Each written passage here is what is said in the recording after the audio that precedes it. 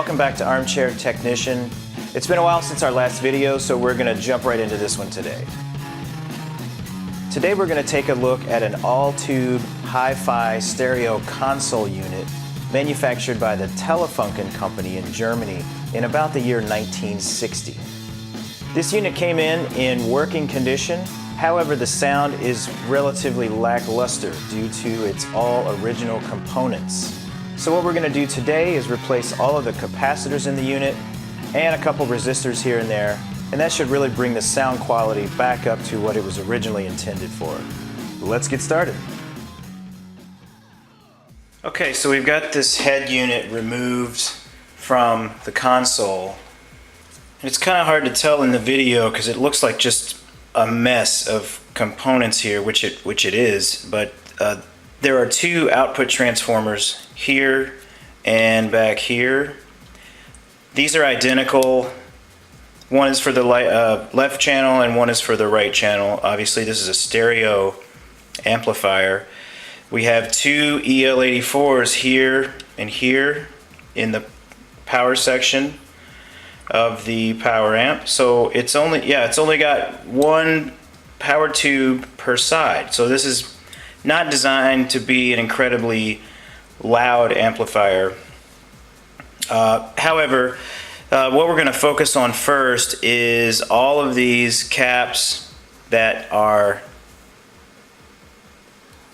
hooked up near these two output transformers. These are the most easily accessible ones, so I'm just going to start here. There's a tack strip on top, or like a terminal strip on top of each output transformer here, and all these components are soldered to these terminal strips. So I'm just going to carefully remove each one by one and replace with the new components. I also ordered this is a screen grid resistor on top here. Obviously this is gotten really hot. It's black in the middle here, so I just ordered a resistor to replace that with. And also I'm going to replace this wire that's coming from that resistor. It's hard to see, but it's a real tiny little red wire here carrying close to 400 volts. I think this wire is probably rated at 300, so I'm going to put a beefier hookup wire between this resistor and the screen grid of this power tube, which is where it's going.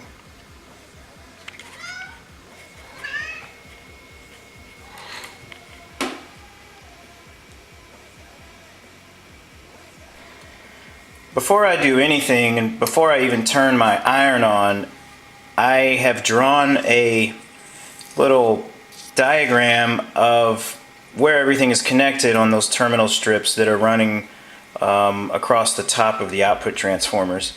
So this is in case I take something apart and forgot where it's supposed to go. This assures me that I'm not going to hook something up wrong and therefore create a lot more problems for myself. So this is just an important step that I like to do just for a little bit of insurance, so I know where everything is supposed to go. And just a little bit of a closer shot on this.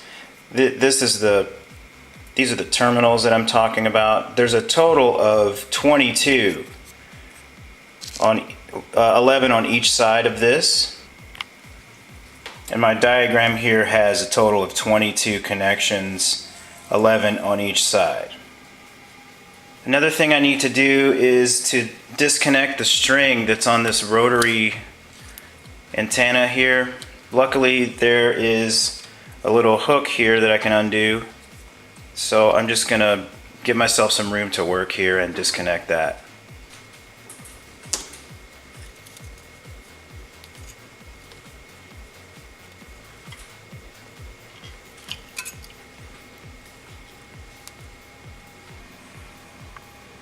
Got my desoldering tool all warmed up and a whole stack of new capacitors. So we're just going to start hacking away at this thing.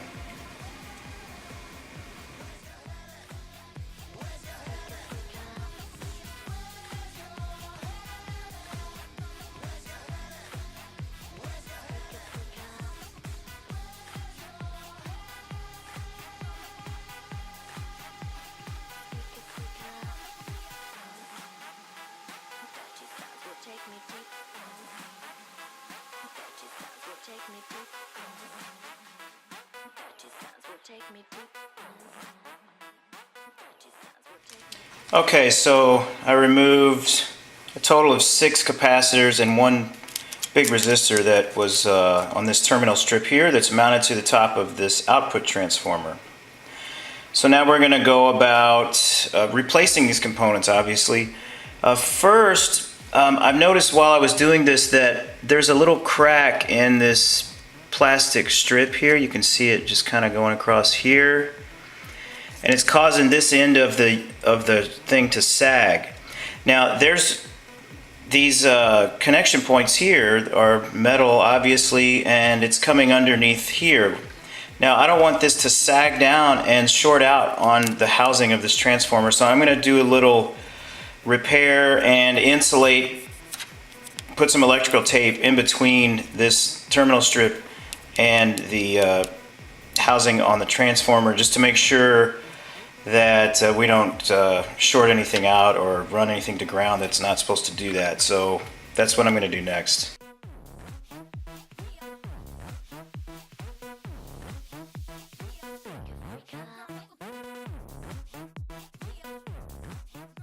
Alright, so I've got a couple of layers of electrical tape here, and I might see if I can put a couple drops of super glue here. That wouldn't be a bad idea, but I'm going to wait until I get everything soldered on. So just to harden up that little plastic strip here, because I don't want it to break off, obviously. And now we're ready to start putting these new components back in place.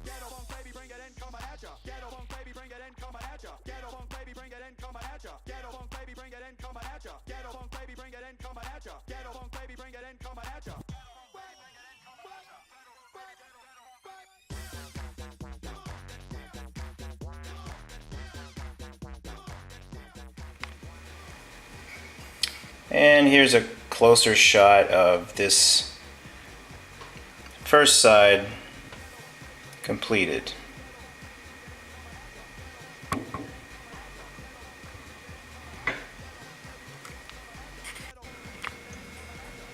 And now we're pretty much just going to do the same thing to the other side here.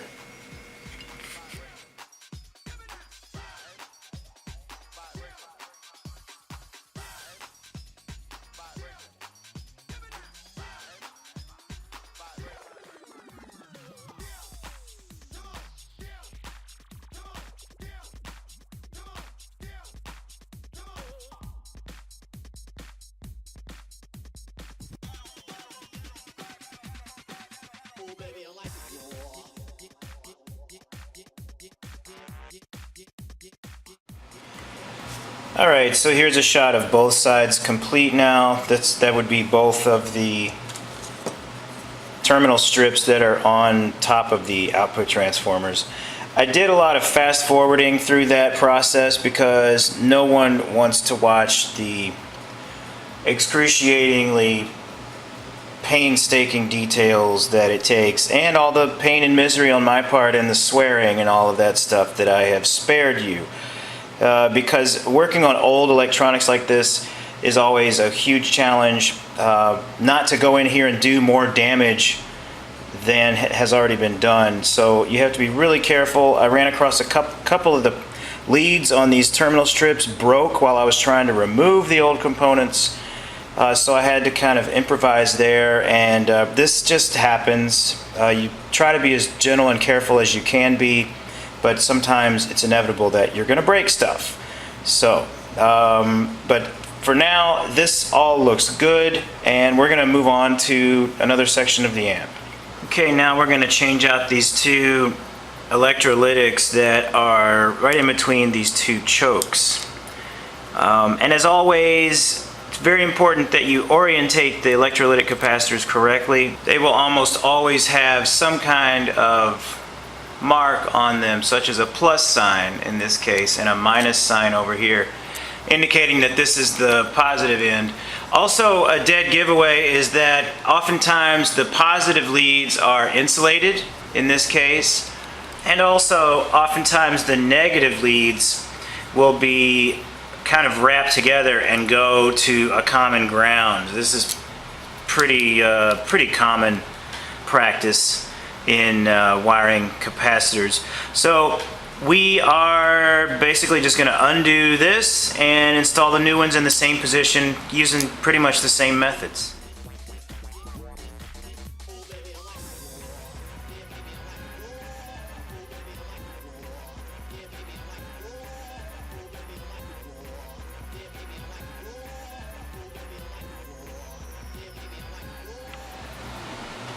Alright, and like the ones we just removed right here, we're going to wire the negative ends of these two new capacitors to each other. And remember, the arrows on these modern capacitors, these modern electrolytics, always point to ground. So we're just going to wrap one side around the other, like so.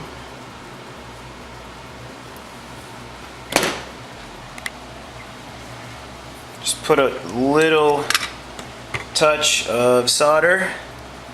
It doesn't take much.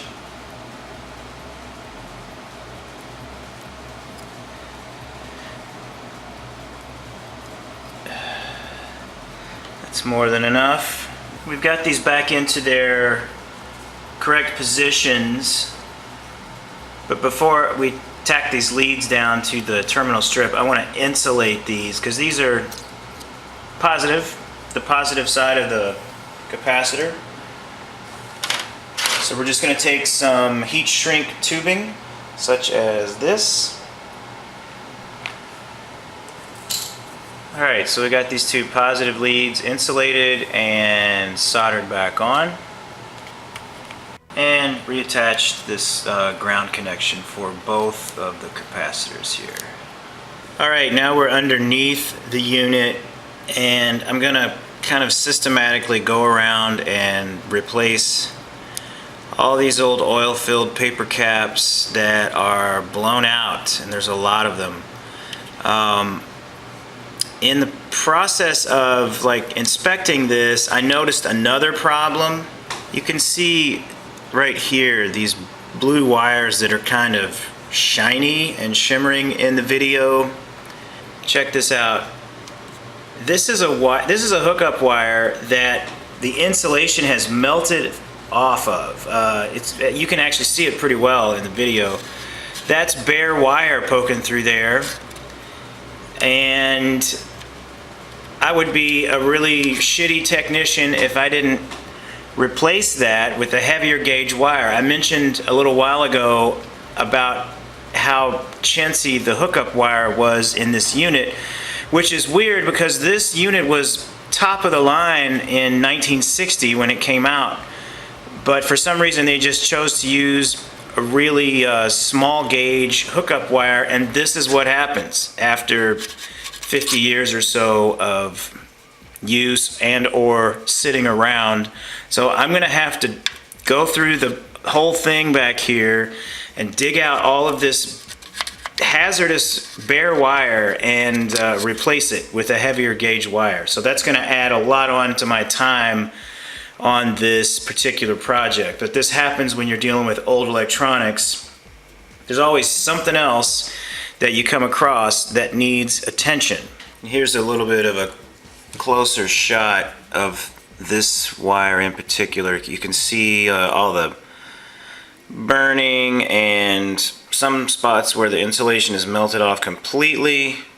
This was actually melted to a bunch of other wires, so I had to get that out of there. Turns out this is the filament wiring for the entire unit is pretty much toast. So I'm gonna have to take out all of this old filament hookup wire and replace it with new stuff that is at a heavier gauge, so this should never happen again. Okay, so I have this filament wiring replaced here, these light blue wires going from pin 4 of this tube socket to pin 4 here. And this was a whole mess of wires to route through, coming from here down through here and then over and up to here. So this took about almost 2 hours to do this. But while I was in here, I also replaced the screen grid hookup wire coming from pin 9 of the EL84s, because the original wires up here were all black as well. So that comes down here and then connects to the other EL84 here. And then this one is going to the output transformer, which is on the top side of the unit. This is what the original wiring looked like. You can see how it's really just black up here on this end. So yeah, those definitely needed to be replaced. Alright, now I'm going to get into the painstaking process of replacing all of these little oil-filled caps on the bottom of this unit. Now, since there's so many of them, and since I'm already kind of over my client's budget, I'm going to go through and do what I call the quick and dirty way of replacing components when you don't have a lot of time, and it's not like the best way or the most neat way, but I'm going to show you how to do that.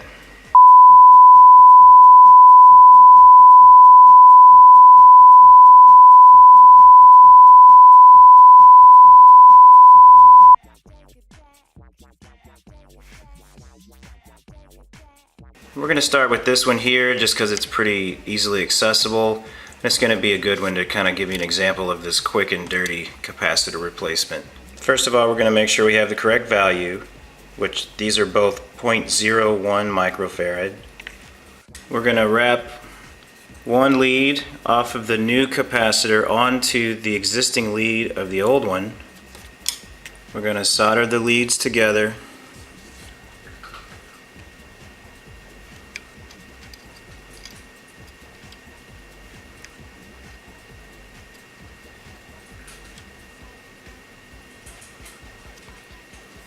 We're going to snip away the old lead on this side from the old capacitor. Going to wrap the other side, same as before, and solder the new lead to the old lead, and then snip away the excess.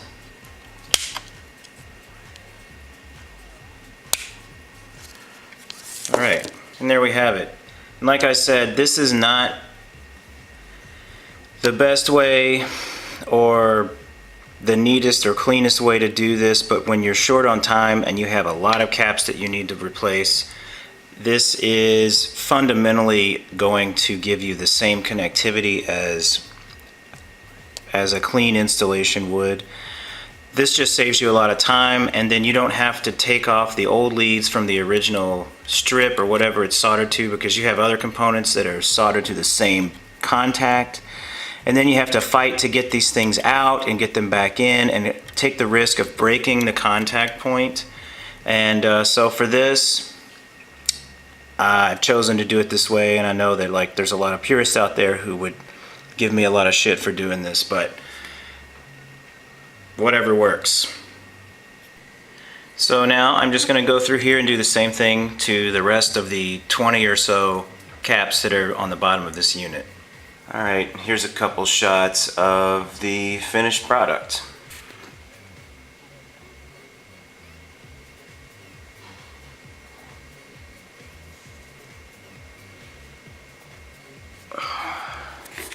And there were a few here around the volume control. You can see here.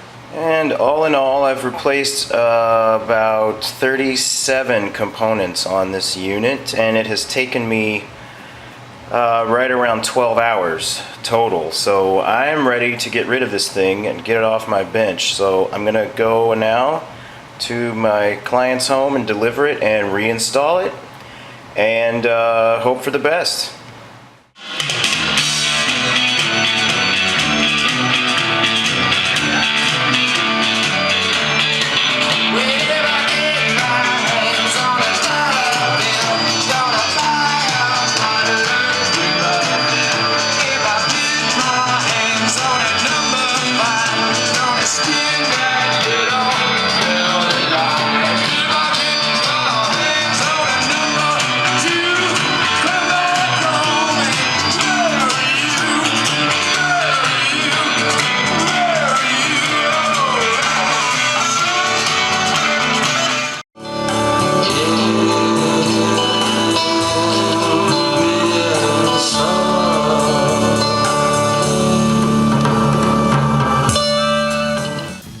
Okay, well that about does it for today. Thanks for watching. Please check out our other videos, and we'll see you again soon on Armchair Technician.